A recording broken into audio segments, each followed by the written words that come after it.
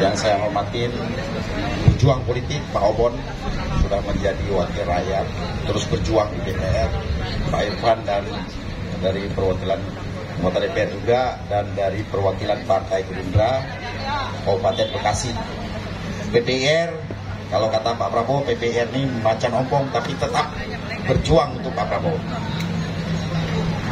Alhamdulillah saya hadir di sini hari ini.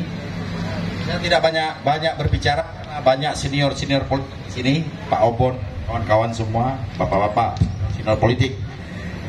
Saya di politik ini masih biasa-biasa karena orang pasar.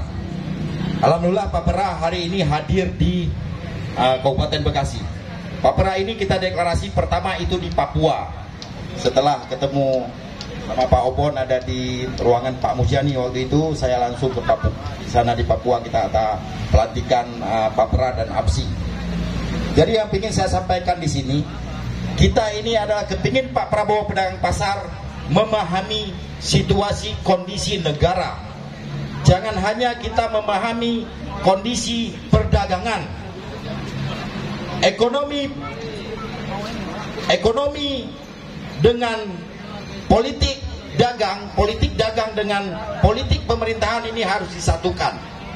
Selama ini pedagang kita dijadikan hanya konsumen ataupun pemanfaatan politik. Tapi kali ini Pak Prabowo kepingin kita pedagang pasar untuk terlibat aktif dalam politik. Pak Prabowo tidak asing dalam politik karena dia dari dulu menjadi ketua APSI, dari dulu dia turun ke pasar, jadi tidak asing dalam politik. Kita harapkan kawan-kawan Pak Pera di Kabupaten Bekasi ini harus lebih eksis ke pasar. Jadi jangan hanya membuat seremonial seperti ini. Jadi harus turun ke basis pasar.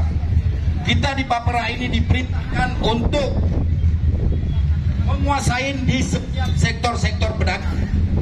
Bukan hanya sektor pedagang pasar tradisional, tapi ada pedagang-pedagang lain di luar pasar tradisional. Contohnya ini pertokoan.